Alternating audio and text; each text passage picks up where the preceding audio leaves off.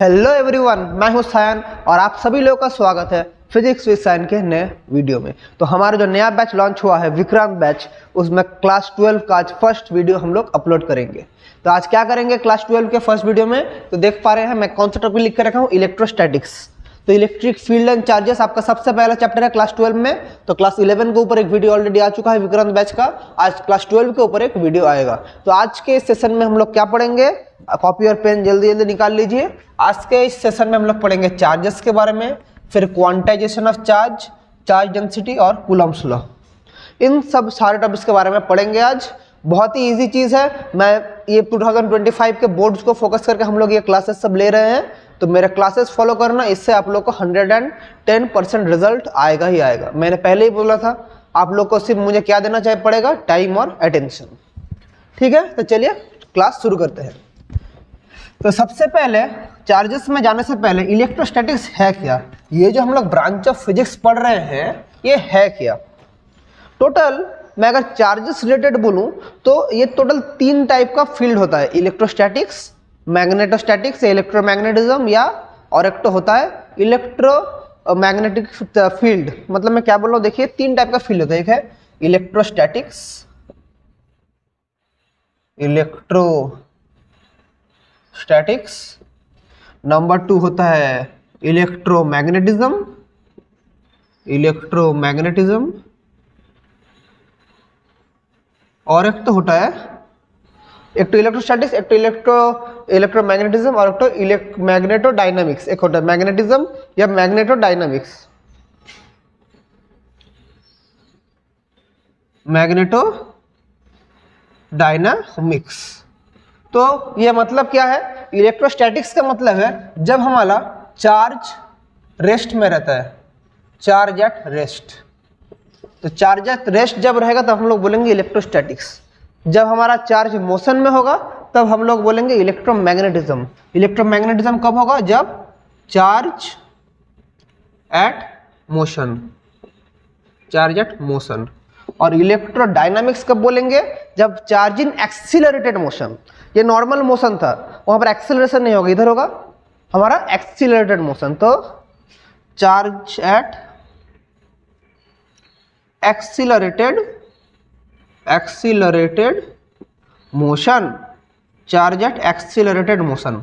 तो ये है 3 चीजों का डिफरेंस। तो आज हम लोग कौन सा ब्रांच पढ़ेंगे फिजिक्स का, इलेक्ट्रोस्टैटिक्स। इलेक्ट्रोडायनामिक्स, ये मैग्नेटोडायनामिक्स या कहीं कहीं जगह इसे इलेक्ट्रोडायनामिक्स भी कहते हैं। इसे कहीं कहीं जगह कुछ कुछ बुक में इलेक्ट्रोडायनामिक्स के नाम से भी जाना जाता है। दोनों चीज ही सेम चीज है। तो इलेक्ट्रोस्टैटिक्स, इलेक्ट्रोमैग्नेटिज्म और इलेक्ट्रोडायनामिक्स या मैग्नेटोडायनामिक्स। तो तीनों में डिफरेंस क्या है, एक में चार्ज रेस्ट में रहेगा, एक में चार्ज मोशन में रहेगा, एक में चार्ज एक्सीलरेटेड मोशन में रहेगा। तो इलेक्ट्रोस्टैटिक्स समझ के चार्ज हम लोग का रेस्ट में है। तो electrostatics is a branch of physics in which we study the various properties of matter when the charges remains at rest. सबसे पहले ये आप लोग को जानना पड़ेगा, ठीक है। तो अगर ये हो गया है तभी हम लोग को देखना पड़ेगा व्हाट इज चार्ज। मैं तो बोल रहा हूँ चार्ज रेस्ट में है, चार्ज मोशन में है, चार्ज एक्सीलरेटेड मोशन में है, लेकिन चार्ज है क्या sir, what is charge, charge है क्या, तो उसी को हम लोग भी देखते हैं व्हाट इज चार्ज। अगर आपका क्वेश्चन है व्हाट इज चार्ज, अगर ये क्वेश्चन होता है आपका, तो क्या होगा सर इसका आंसर, तो चार्ज है ऐसा क्वांटिटी जो एक इलेक्ट्रोमैग्नेटिक फील्ड में अगर हम लोग रख दे उसके ऊपर इन्फ्लुएंस होगा। बोल सर कुछ समझ नहीं आया, मैं लिख देता हूं फिर समझेंगे। तो द क्वांटिटी, या मैं ऐसे लिख सकता हूं, charge the quantity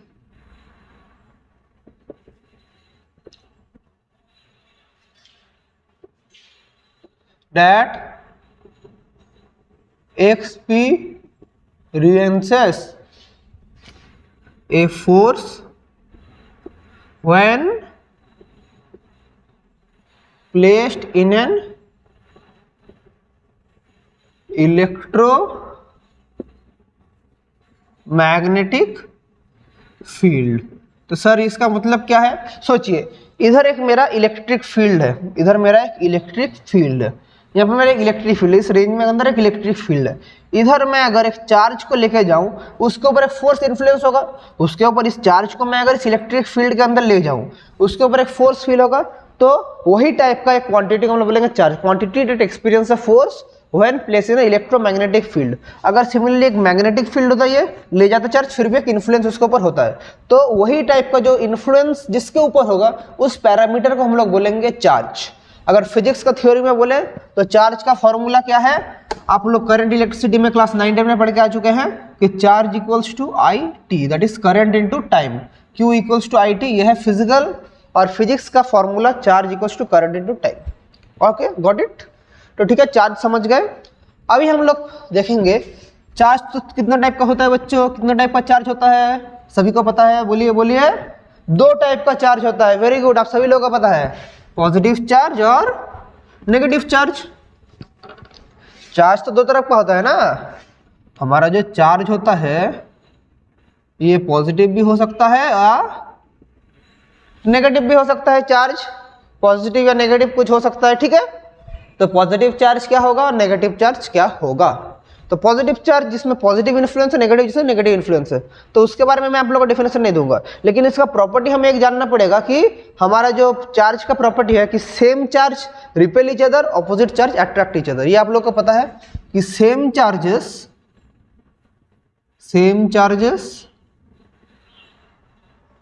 repel each other और ऑपोजिट चार्जेस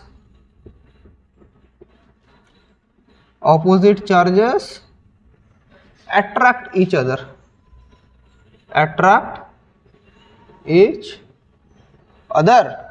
तो अगर दोनों सेम चार्ज रहा, अगर पॉजिटिव रहा तो इसके अंदर क्या होगा, एक रिपल्सन होगा। इसके अंदर एक रिपल्सन। सिमिलरली फॉर नेगेटिव एक रिपल्सन होगा। लेकिन अगर पॉजिटिव और नेगेटिव या नेगेटिव या पॉजिटिव रहा, दोनों को अट्रैक्ट करेगा, दोनों को अट्रैक्ट करेगा। तो ऑपोजिट चार्जेस मतलब अट्रैक्ट, सेम चार्जेस मतलब रिपेल। समझ पा रहे हैं, यह है चार्जेस का थ्योरी। जैसे मैग्नेटिक में क्या होता है, नॉर्थ पोल रिपेल करता है, लेकिन नॉर्थ पोल और साउथ पोल अगर होता है छट से अट्रैक्ट हो जाता है।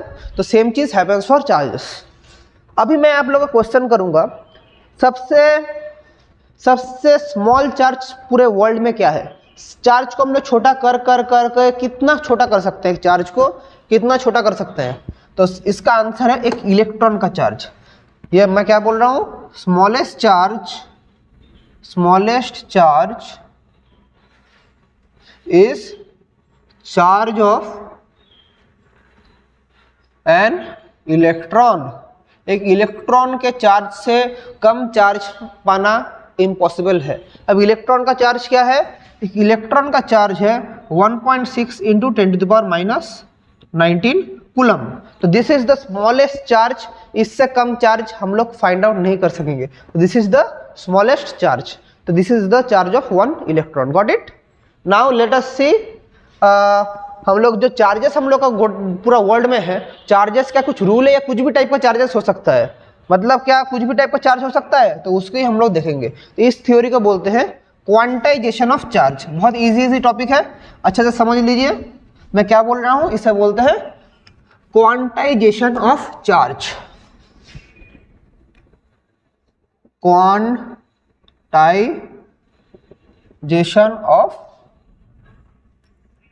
चार्ज। बोलेंगे सर ये क्या है। ये थ्योरी कहता है कि हमारा जो भी चार्ज है इस यूनिवर्स में, सब क्या है, इलेक्ट्रॉन के चार्ज का इंटीग्रल मल्टीपल है, और उसके अलावा कोई भी चार्ज एग्जिस्ट नहीं कर पाएगा। ये थ्योरी ये कहता है। मतलब मैं कह रहा हूं कि every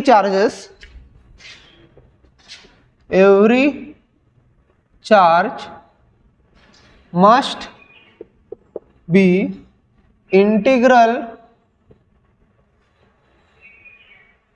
multiple of charge of an electron. मतलब Q equals to plus minus n e, Q equals to plus minus n e, जहां पर n क्या है, n है एक इंटीजर और E क्या है, charge of 1 electron, that is 1.6 10⁻⁻19 coulomb. ये है चार्ज ऑफ 1 इलेक्ट्रॉन। ये है इसका फॉर्मूला। मतलब जो भी चार्ज होगा वो क्या है, इंटीजर मतलब क्या, 0 1 2, कोई डेसिमल नहीं होगा। तो जो भी चार्ज एग्जिस्ट करेगा यूनिवर्स में, किसका मल्टीपल होगा, इलेक्ट्रॉन का चार्ज का मल्टीपल होगा।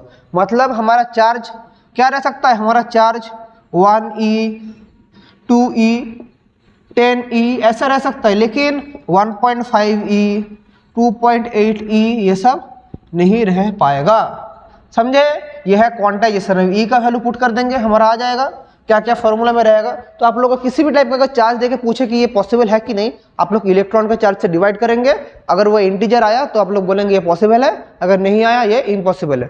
तो अगर मैं आप लोग को एक क्वेश्चन दूं, अगर मैं आप लोग को दूं एक क्वेश्चन दे रहा हूं, एक चार्ज बोल रहा हूं 4.8 इंटू 10⁻38 कूलम बोल के एक चार्ज है, ठीक है। क्या ये एग्जिस्ट करेगा या नहीं करेगा? तो क्या करेंगे, इस चार्ज के लिए हम डिवाइड करेंगे कि इलेक्ट्रॉन के चार्ज से 1.6 10⁻⁻19 कूलम से डिवाइड करेंगे। तो देखिए क्या होगा, 16 इंटू 3 इज 48, तो कितना आ रहा है 3 इंटू 10⁻⁻19 कूलम। तो देख पा रहे हैं 3 क्या है, 3 हमारा एक इंटीजर है, तो ये एग्जिस्ट करेगा, ठीक है। अगर ये नहीं रहे कि हमारा ऐसा टाइप का एक चार्ज रहता है 5 इंटू 10⁻⁻19 कूलम, एक चार्ज रहता है, क्या ये एग्जिस्ट करता है? तो मैं करूंगा 1.6 10⁻⁻19 कूलम। तो देख पा रहे हैं ये डिवीजन नहीं जा रहा है, ये एक इंटीजर नहीं मिल रहा है, तो ये चार्ज एग्जिस्ट नहीं करेगा। तो ये है क्वांटाइजेशन ऑफ चार्ज। जो भी चार्ज होगा वो क्या होगा, integral multiple of charge of 1 electron. Got it? Very easy, very easy, okay, समझ गए क्वांटाइजेशन ऑफ चार्ज। अभी हमें देखना पड़ेगा, मैं चार्ज बोल रहा हूं तो किसी भी टाइप का जो चार्ज कंडक्ट होता है वो कौन से टाइप के मटेरियल से होता है, वो होता है कंडक्टर से। तो दो टाइप का मटेरियल्स होता है, एक है कंडक्टर, एक है इंसुलेटर। तो कंडक्टर क्या करता है, कंडक्ट, इंसुलेटर क्या होता है, डज नॉट कंडक्ट। तो दो टाइप का मटेरियल्स होता है, conductor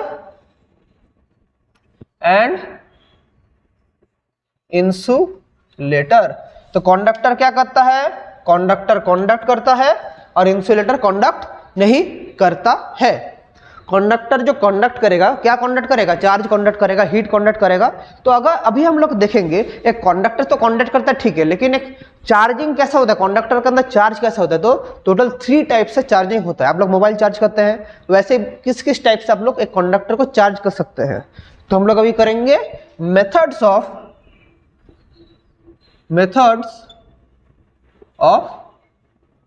charging. Methods of charging, बोले सर क्या क्या किया जा रहा है, कुछ समझ नहीं आ रहा है। सुनो सुनो, सुनने से तो समझ आएगा, पहले पहले कुछ समझ नहीं आता। जब आप लोग उसमें एफर्ट लेके डेली रेगुलर एफर्ट लगाएंगे तब तो समझेंगे ना। एक दिन में क्या आप लोग पहाड़ उखाड़ देंगे, एक दिन में नहीं होगा, धीरे धीरे समझेंगे। तो मैं आप लोग क्या बोलूँ, सिर्फ थोड़ा अटेंशन लेके मैं जो कर रहा हूँ सिर्फ सुनिए, फिर उसके बाद देखना समझ आ रहा है कि नहीं आ रहा है। तो मेथड्स ऑफ चार्जिंग, तो सबसे पहले मेथड ऑफ चार्जिंग क्या होगा, बाय कंडक्शन।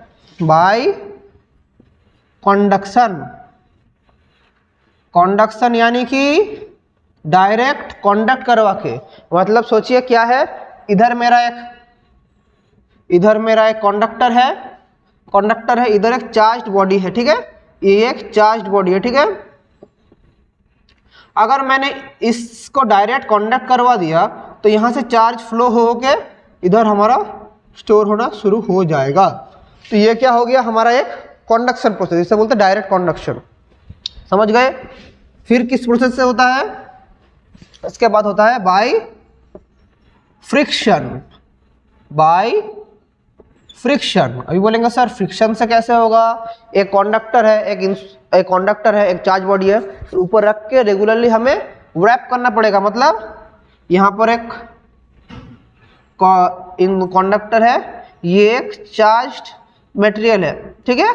इसको अगर मैं रेगुलर इसके ऊपर ऐसे घिसता रहूं तो इधर से चार्ज इधर आना शुरू हो जाएगा। इस कॉल्ड फ्रिक्शन। इसका एक एक्सपेरिमेंट हम लोग सब कोई बचपन में करते हैं, देखते हैं ना, बचपन में छोटा कागज का टुकड़ा करके आप लोग एक टेबल में गिराते थे, फिर एक स्केल लेते थे, ऐसे सिर में जोर से घिस के फिर लाते थे, फिर स्केल में क्या होता था, पेपर आके अटक जाता था।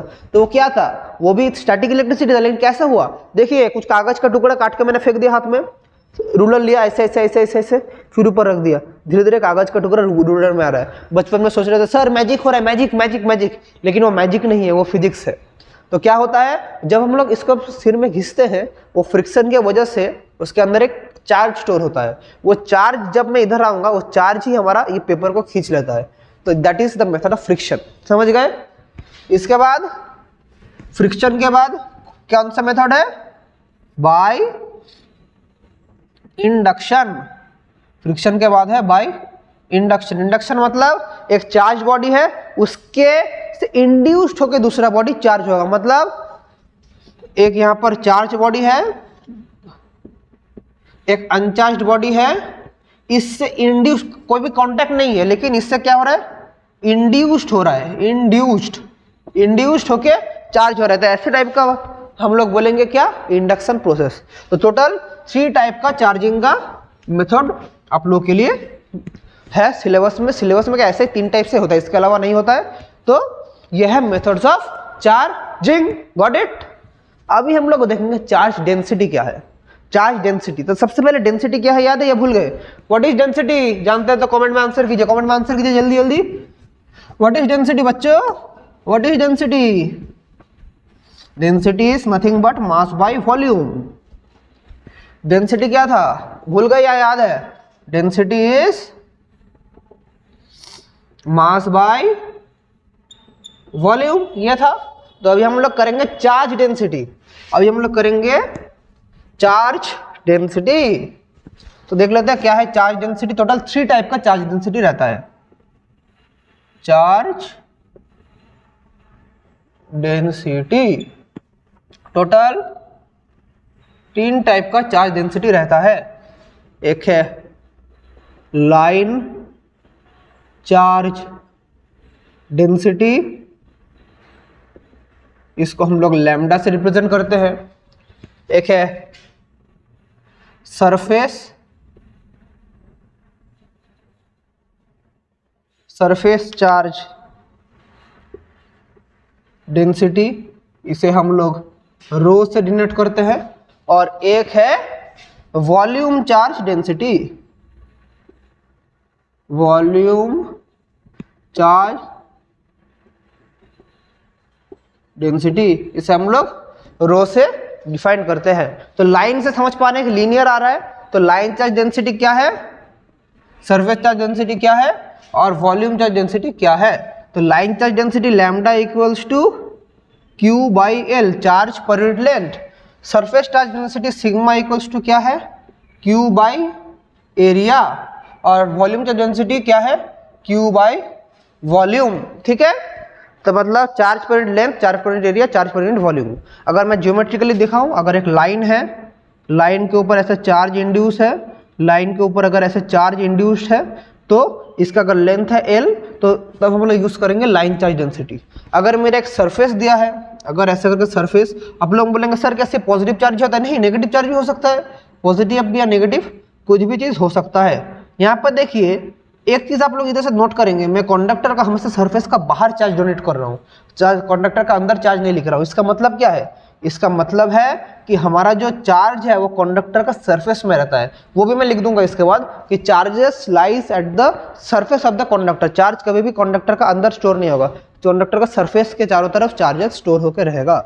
फिर अगर वॉल्यूम चार्ज डेंसिटी के बाद बोलूं, तो अगर मेरा एक वॉल्यूम है, एक सिलेंडर है, तो तब हम लोग यूज करेंगे वॉल्यूम चार्ज डेंसिटी। टोटल 3-4 का जिसमें हम लोग जो यूज करेंगे, अभी आप लोग इसको बोलेंगे क्यों करा रहे हैं ये सब। जब मैं गॉस थ्योरम पढ़ाऊंगा आप लोगों को, इलेक्ट्रोस्टैटिक्स के अंदर गॉस थ्योरम बहुत ही इंपॉर्टेंट चीज है, वो जब मैं आप लोगों को कराऊंगा तब इसका एप्लीकेशन आप लोग समझ पाएंगे। तो समझ गए? Line charge density, surface charge density and volume charge density. समझ गए? Okay, got it, very good, okay done. अभी मैंने आप लोग को जो बोला था, कोई भी कंडक्टर का हमेशा सरफेस में हमारा चार्ज स्टोर होता है, कंडक्टर का अंदर कभी भी चार्ज नहीं जाता है। तो व्हाट इज दैट, देख लीजिए व्हाट इज दैट। तो मैं क्या बोल रहा हूं, charges always stage at the surface of the conductor. Charges हमेशा सरफेस ऑफ द कंडक्टर में रहता है, मतलब ऐसे रहेगा तो हमेशा सिर्फ सरफेस में रहेगा, हमेशा सरफेस में रहेगा, कभी भी कंडक्टर का अंदर नहीं घुसेगा। हमेशा चार्जेस ऐसे ऐसे करके सरफेस में रहेगा। अब मेरा एक क्वेश्चन है, ये तो रेगुलर हो गया, रेगुलर शेप। अगर मेरा एक पॉइंटेड शेप रहता, मतलब ऐसे करके मेरा कंडक्टर रहता, एक साइड पॉइंटेड हो गया है, तब मेरा चार्जेस ज़्यादा कहाँ रहता है? तब मेरा चार्जेस ज़्यादा पॉइंटेड साइड के ऊपर रहेगा। इसको जान के रखिए, तो चार्ज पूरा कंडक्टर में ही रहेगा, मेरा चार्ज पूरा कंडक्टर में ही मेरा डिस्ट्रीब्यूट रहेगा, पूरा कंडक्टर में मेरा चार्ज डिस्ट्रीब्यूट रहेगा। लेकिन ये जो पॉइंटेड साइड है, ये जो पॉइंटेड साइड है, यहाँ पर ज़्यादा चार्जेस डिसाइड करेगा। समझ पा रहे हैं? पूरा जगह में रहेगा, लेकिन ये मेरा जो पॉइंटेड साइड है, यहाँ पर ज़्यादा चार्ज स्टोर करेगा, पॉइंटेड साइड में ज़्यादा चार्ज स्टोर करेगा। ये एक चार्ज का थ्योरी है कि जो भी पॉइंटेड साइड है वहाँ पर ज़्यादा चार्ज स्टोर होता है। इसका एक रियल लाइफ एप्लीकेशन है, कहाँ पर बोलिए तो लाइटनिंग अरेस्टर।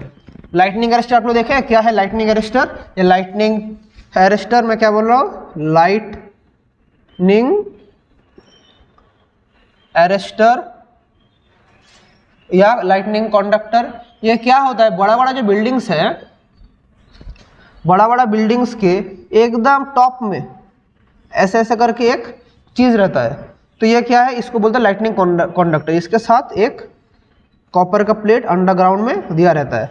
तो क्या होता है, जब लाइटनिंग होता है तो लाइटनिंग में क्या, लाइटनिंग क्या है, लाइटनिंग का चार्ज फ्लो होता है। तो लाइटनिंग में जब चार्ज फ्लो होता है तो डायरेक्ट ये जो इसका एंड बहुत शार्प होता है, तो डायरेक्ट लाइटनिंग इधर कैच हो जाता है, फिर इसके माध्यम से ऐसे करके पूरा ग्राउंड में हमारा लाइटनिंग चला जाता है। तो अगर इधर कोई रहता है उसको लाइटनिंग गिरने का डर था और नहीं गिरता है, क्योंकि लाइटनिंग अरेस्टर या लाइटनिंग कंडक्टर से डायरेक्ट ग्राउंड में चला जा रहा है। समझे क्या हो रहा है? समझे?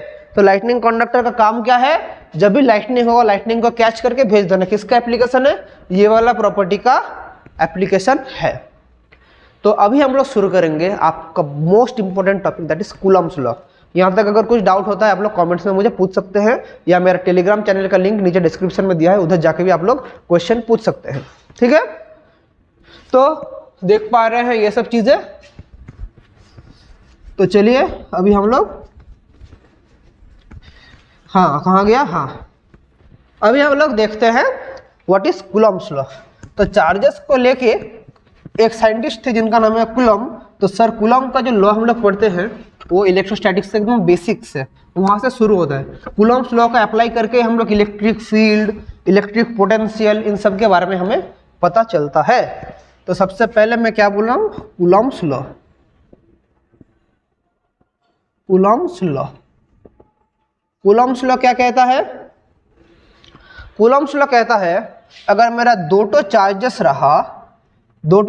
रहा, एक चार्जेस Q1 एक चार्जेस Q2, इसका बीच में अगर सेपरेशन है R, तो इसका फोर्स ऑफ एट्रैक्शन और रिपल्सन दोनों के बीच में क्या होगा, उसके बारे में कूलम्ब्स लॉ कहता है। सर कूलम्ब कहता है, तो स्टेटमेंट क्या होगा, मैं स्टेटमेंट लिखा देता हूँ फिर मैं समझाऊंगा। Coulomb's law state that the force of attraction और रिपल्सन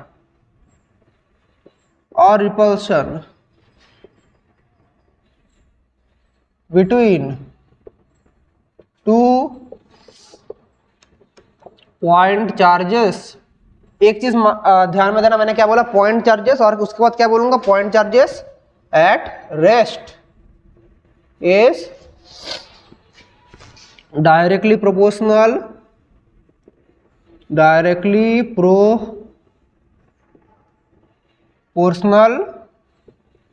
टू द क्या, product of the two charges, directly proportional to the product of the two charges and inversely proportional inversely proportional किसके साथ? To the distance between them और to the separation between them, to the separation between them, inversely proportional to the separation between them. ये है Coulomb's law का statement. Forces of attraction और repulsion between 2 point charges at rest is directly proportional to the product of the two charges, and inversely proportional to the separation between, inversely proportional to the square लिखना पड़ेगा इधर एक, to the square of separation between them, square of separation between them। अगर नहीं समझ आ रहा है, अभी मैं इसको डायग्रामेटिकली समझ रहा हूं तो समझ पाएंगे। देखिए एक चार्ज है इधर Q1, इससे r डिस्टेंस में एक चार्ज है Q2, सेपरेशन है r, तो ये एक बार इसके ऊपर एक तो फोर्स अप्लाई करेगा F21, या मैं बोल रहा हूं दोनों के बीच में एक फोर्स होगा, दोनों का बीच में एक अट्रैक्शन और रिपल्सन का एक फोर्स होगा। तो ये जो फोर्स होगा, ये फोर्स हमारा डायरेक्टली प्रोपोर्शनल किसके साथ होगा? प्रोडक्ट ऑफ द चार्जेस के साथ डायरेक्टली प्रोपोर्शनल होगा, और इनवर्सली प्रोपोर्शनल होगा to the square of the distance between them. यही कूलम्ब्स लॉ का स्टेटमेंट है। तो दोनों को कंबाइन करके हम लोग क्या लिख सकते हैं? Proportional to Q1 Q2 by r square. This is the Coulomb's law. तो भी इससे हम लोग बहुत कुछ चीजें निकालेंगे। जल्दी जल्दी इसको लिख लीजिए, मैं आप लोग को 5 सेकंड का टाइम दे रहा हूं। 1 2 3 4 एंड 5 हो गया। अभी मैं मिटा रहा हूं, ठीक है। तो देखिए अभी मैं कूलम्ब्स लॉ का अलग अलग केसेस पढ़ूंगा, कूलम्ब्स लॉ रिलेटेड प्रॉब्लम्स भी करूंगा। तो कूलम्ब्स लॉ क्या कहता है? F प्रोपोर्शनल टू क्या हो रहा है? Q1 Q2 by r square हो रहा है, ठीक है। और प्रोपोर्शनलिटी हटाने के बाद हमें कांस्टेंट मल्टीप्लाई करना पड़ेगा, तो K Q1 Q2 by r square. ये K है एक कांस्टेंट, लेकिन K थोड़ा बदमाश है। K अलग अलग मोड में चेंज होता है, जब CGS में रहेगा तब अलग होता है, जब SI में रहता है तब अलग होता है। तो उसी के बारे में अभी हम लोग देखेंगे। तो K क्या है? K हमारा एक कांस्टेंट है। K जो कांस्टेंट है, ये अलग अलग मोड में अलग अलग इसका वैल्यू है। अगर मैं CGS का बात बोलूँ तब उसका वैल्यू है 1, इसमें CGS में, और SI में 9 × 10⁹ इसमें है, SI में है। लेकिन बोलेंगे सर इसका यूनिट क्या है? आप यूनिट नहीं लिख रहे हैं। तो 9 × 10⁹ ये कहाँ से आ रहा है? ये आ रहा है 1/4πε0 इसे कहते हैं। इसका वैल्यू है 9 × 10⁹, ये वैल्यू है किसमें? SI में। लेकिन सर इसका यूनिट क्या है? वही हम लोग फाइंड आउट करेंगे। मैं रट्टा मारने नहीं बोलूंगा। K है, K का वैल्यू 1 है CGS में, SI में है 1/4πε0। और बोलेंगे सर ε0 क्या है? ε0 को हम लोग बोलते हैं परमिटिविटी। इसका वैल्यू है 8.854 10⁻⁻12। यह भी किसमें है? SI में। लेकिन सर इसका यूनिट क्या है? अभी हम लोग वही फाइंड आउट करेंगे। तो एक चीज देखिए, मैं यहां से एक चीज बैक कैलकुलेशन कर लिख पा रहा हूं, K = FR² by Q1 Q2। तो यहां से हम लोग 4πε0 की यूनिट लिख सकते हैं। तो K है 1/4πε0, तो F के लिए क्या होगा? F के लिए होगा न्यूटन। R², R क्या है? लेंथ, तो न्यूटन इंटू मीटर स्क्वायर। और Q1 Q2 क्या? चार्ज का यूनिट, तो ये क्या होगा? कूलम -2 यह है इसका यूनिट, समझे। और परमिटिविटी का यूनिट क्या हो जाएगा? परमिटिविटी तो देखिए ये है 1/4πε0, इसका वैल्यू है ये। तो ε0 का वैल्यू क्या हो जाएगा? Q1 Q2 बाई 4π × FR², यह है ε0। तो Q1 Q2 के लिए सबसे पहले हम लोग क्या लिखेंगे? सबसे पहले लिखेंगे कूलम स्क्वायर, फिर F के लिए न्यूटन इनवर्स, R² के लिए मीटर -2। यह है परमिटिविटी का यूनिट। तो समझ गए? ये सब यूनिट रट्टा मार के मत कीजिएगा, ऐसे करके एकदम में बैक कैलकुलेशन करके कर दीजिए, क्योंकि रट्टा मारने जाएंगे ये यूनिट इधर आ जाएगा, ये यूनिट इधर आ जाएगा। ये यूनिट याद करने का सबसे इजी तरीका है, आप लोग ऐसे करके बैक कैलकुलेशन करके फाइंड आउट कर लेना। समझ गए? तो अभी हम लोग कूलम्ब्स लॉ लिख लेते हैं। CGS में क्या है? तो CGS में हमारा कूलम्ब्स लॉ क्या हो जाता है? CGS में हमारा कूलम्ब्स लॉ होता है F = Q1 Q2 by R²। SI में क्या होता है? F equals to 1/4 pi epsilon naught Q1 Q2 by r square. यह है CGS में, यह है SI में, दोनों फॉर्म है कूलम्ब्स लॉ का। अभी आप देखिए यहाँ से कूलम्ब्स लॉ से हमें किसका कांस्टेंट मिल रहा है, चार्ज का कांस्टेंट मिल रहा है। तो चार्ज का यूनिट क्या मिल रहा है, 4 pi epsilon naught Q1 Q2 by r square. तो चार्ज का यूनिट है 1 कूलम्ब। समझे, समझ गए, यहाँ तक समझ गए, समझ गए, ठीक है। तो ये था कूलम्ब्स लॉ। बोलेंगे सर ये एकदम समझ गए, इसका एप्लीकेशन कहाँ है, हम इसका एप्लीकेशन में आएंगे। सब जगह इसका एप्लीकेशन है, कूलम्ब्स लॉ के बिना इलेक्ट्रोस्टैटिक्स हम नहीं पढ़ पाएंगे। यहाँ तक समझ गए। अगर मैं आपको इसको रिलेटेड एक तो प्रॉब्लम देता हूँ, एक क्वेश्चन देता हूँ, चलिए। तो सबसे पहले चार्ज का यूनिट क्या है, चार्ज का यूनिट क्या है, तो CGS में यूनिट है स्टैट कूलम्ब और SI में यूनिट है कूलम्ब। यह है CGS में, यह है SI में।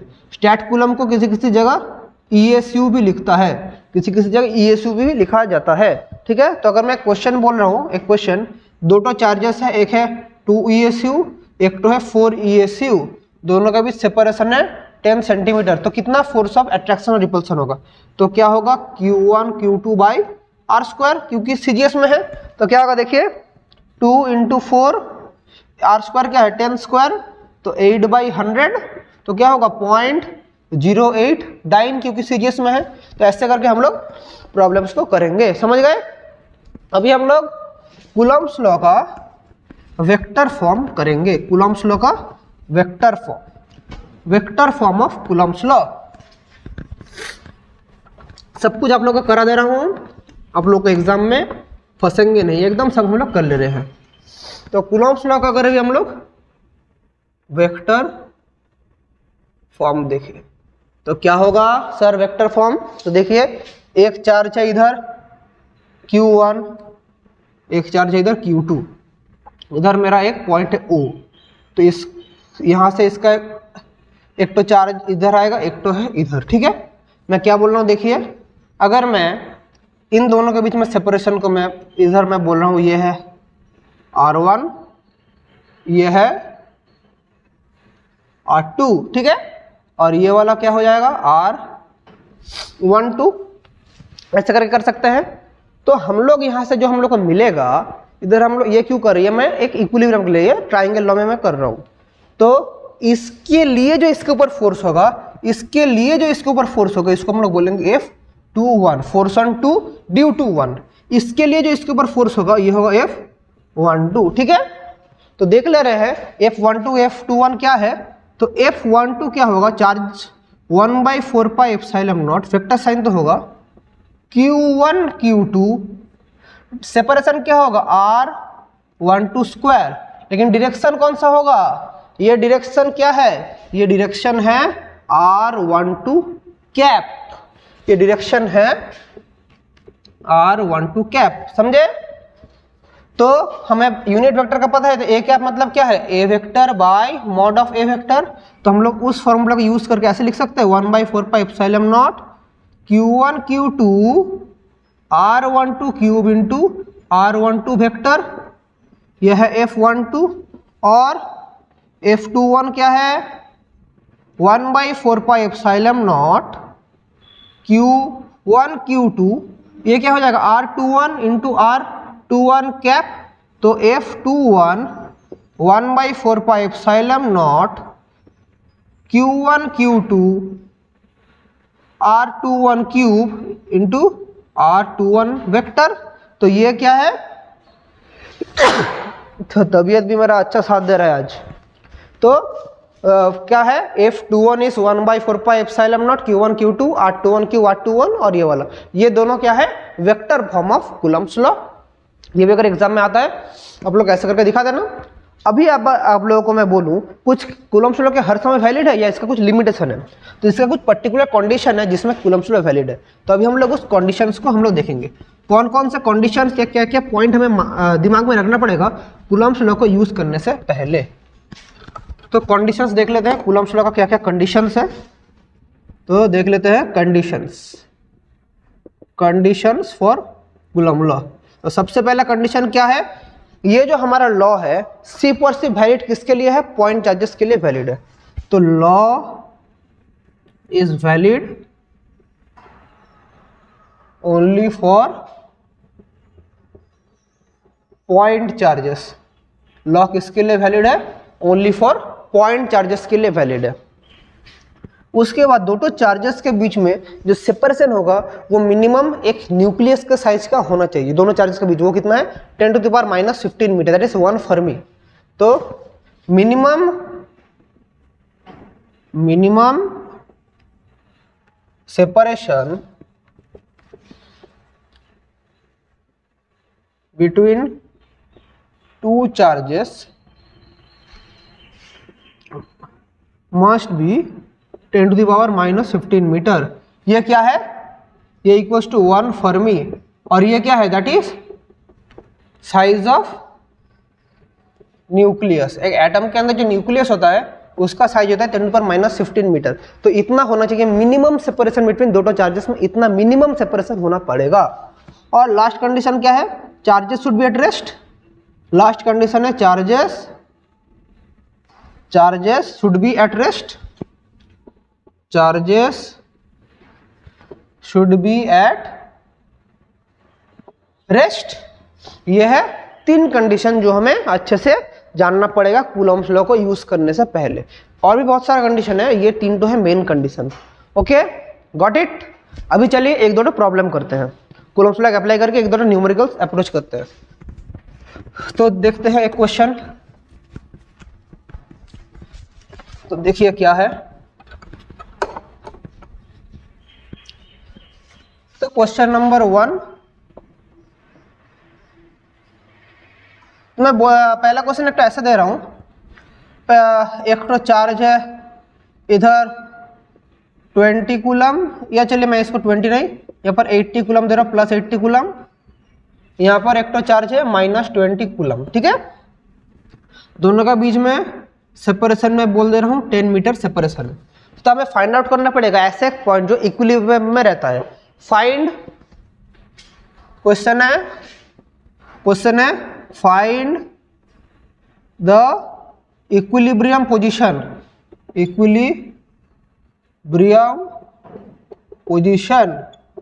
मतलब जहां पर 80 कूलम उसका एक तो फोर्स अप्लाई होगा, 20 कूलम एक फोर्स अप्लाई होगा। तो हमें ऐसे एक जगह फाइंड आउट करना पड़ेगा जहां पर दोनों का फोर्स एकदम इक्विलिब्रियम में है, मतलब कोई भी फोर्स एक्ट नहीं कर रहा है।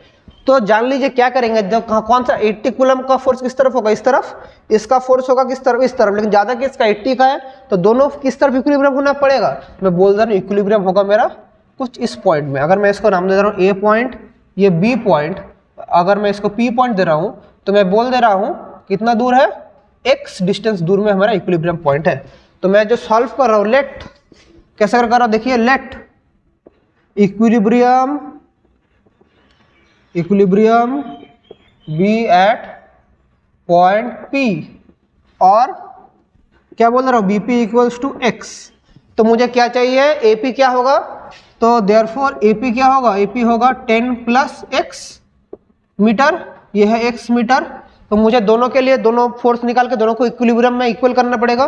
तो हमें अगर मैं बोलूं force on P due to A क्या होगा, FPA क्या होगा, देखिए 1/4πε0, ठीक है। इधर मैं अगर एक चार्ज इमेजिन कर रहा हूँ, ठीक है, इधर मैं इमेजिन कर रहा हूँ कोई भी एक चार्ज है, तो क्या होगा 80, इधर एक चार्ज में बोलता हूँ Q चार्ज एक तो है, ठीक है, 80Q, सेपरेशन कितना है 10 + x होल स्क्वायर, तो उस तरफ है along AP है, ठीक है। एंड फोर्स ऑफ P, या फोर्स ऑन कर दिए, force on P due to B क्या होगा, FPB क्या होगा 1/4πε0। यहाँ पर चार्ज क्या है 20Q/x², लेकिन बोलेंगे सर जब माइनस आप नहीं लिखे तो इधर आना चाहिए था इस तरफ, माइनस के लिए मैं डायरेक्शन चेंज कर दे रहा हूँ। तो कौन सा डायरेक्शन होगा, along BP, इधर आना चाहिए था लेकिन माइनस इसलिए घुमा दिया इस तरफ। तो इक्विलिब्रियम के लिए क्या होगा, this charge equals to this. For equilibrium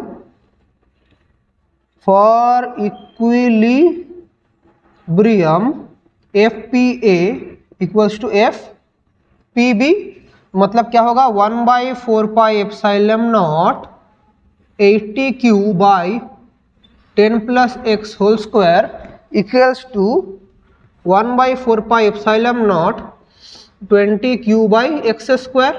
ठीक है, तो इसको हम लोग फाइंड आउट करेंगे। तो देखते सब कुछ कैंसिल करने के बाद क्या होगा, कैंसिल करना 80x² equals to 10 + x whole square into 20। ठीक है, तो देखिए 20 को मैं इधर डिवाइड कर सकता हूँ, तो क्या होगा 4x²। 20 को डिवाइड करने के बाद इधर हम लोग होल स्क्वायर करेंगे 10 + 2 × 10 20x + x², ऐसे एक आ रहा है। ठीक है, ऐसा आ रहा है। फिर इसको मैं अगर इधर लाऊं तो 3x² - 20x - 10 = 0। तो इसको सॉल्व करेंगे, फिर हम लोग x का वैल्यू आएगा। कि डायरेक्टली इसको सॉल्व हो सकता है या सीधा रेजा जो लगाना पड़ेगा, सीधा रेजा और ये मेथड ही लगाना पड़ेगा। आप लोग क्लास 9-10 में सीखे हैं। तो ये मैं अपना मन से दिया हूँ बोल के ऐसे सॉल्व नहीं हो रहा है। अगर दूसरा टाइप का होता तो इजीली सॉल्व हो जाता। तो यहाँ से x का वैल्यू क्या आएगा, -b 20 + -b² 400 -4ac, तो -440 × 3 120, तो -4ac + 4 × 10 43 120/2a दैट इज 6। तो क्या हो रहा है 20 ± 620/6। तो इसको सॉल्व करेंगे, फिर दो तो वैल्यू आएगा। इसको सॉल्व करने के बाद एक तो वैल्यू आएगा नेगेटिव में, एक तो वैल्यू आएगा पॉजिटिव में। हम लोग सिर्फ पॉजिटिव वैल्यू लेंगे और हमें इक्विलिब्रियम पोजीशन मिल जाएगा। इसके लिए थोड़ा कैलकुलेटर का जरूरत है, इसलिए मैं इधर इसको स्टॉप कर दे रहा हूँ। सिर्फ समझिए, मतलब कौन से मेथड में जा रहा हूँ वो समझिए। प्रॉब्लम सॉल्व करना कोई बड़ी बात नहीं है, मैं सिर्फ मेथड आप लोगों को बोल दे रहा हूँ कौन सा मेथड में हम लोग जा सकते हैं। एक दूसरा टाइप का अगर प्रॉब्लम कराऊँ, एक प्रॉब्लम देखते हैं। ये तो एक स्ट्रेट लाइन में हो गया चार्जेस। अगर स्ट्रेट लाइन में नहीं होके चार्ज हम लोग एक ट्राइंगल में रहता है, तब क्या होता है। अगर मेरा चार्जेस एक ट्राइंगल की 3 साइड में रहता है, तब क्या होता है।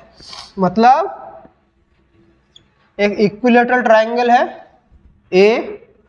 ABC, तीनों इसमें चार्ज है 2 कूलम, इसमें है 3 कूलम, इसमें है 1 कूलम।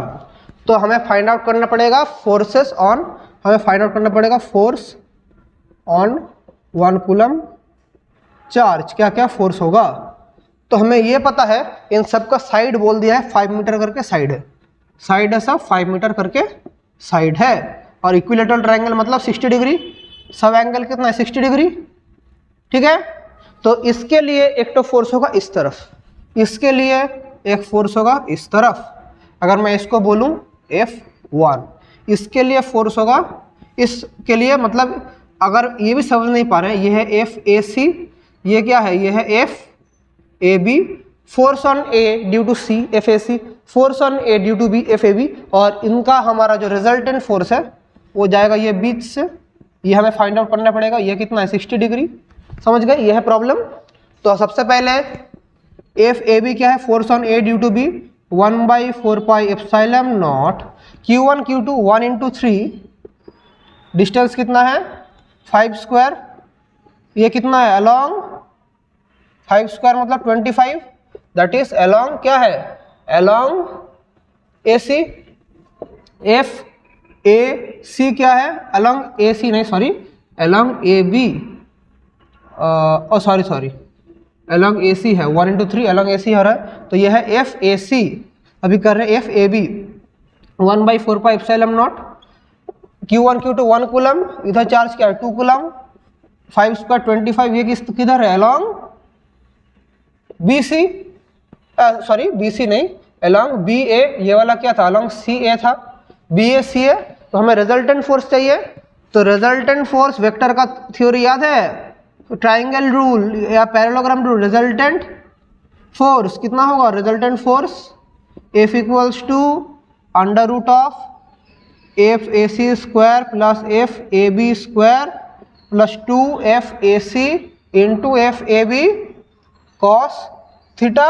ये फॉर्मूला था, याद आ रहा है कि नहीं, उसको यूज करेंगे तो देखिए क्या होगा। इधर मेरा 1/4πε0 FAC क्या है इसका स्क्वायर, AC क्या है 3 square 3/25 square plus 1/4 pi epsilon naught का स्क्वायर 2/25 का square plus 2 into 1/4 pi epsilon naught का square F A B F A C, तो क्या है 3 इंटू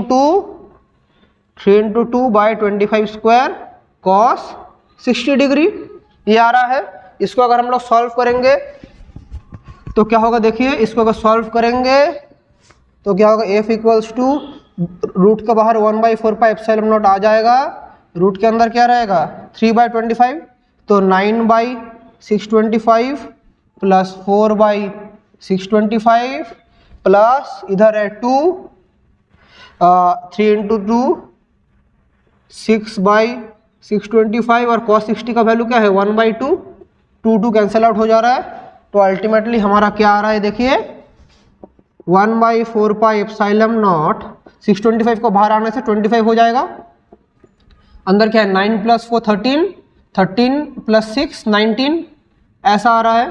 तो अल्टीमेटली हमारा आंसर क्या आ गया है, हमारा आंसर अगर हम लोग बोले तो 1/4 पाई एप्सिलॉन का वैल्यू बिठाने से 9 × 10⁻9/25 √19 ये है फोर्स, इतना है न्यूटन। इसको अगर और भी हम लोग सिंप्लीफाइड वे में लिखें तो कैसे लिखेंगे 9√19/25 into 10⁻9 Newton, this is the required force.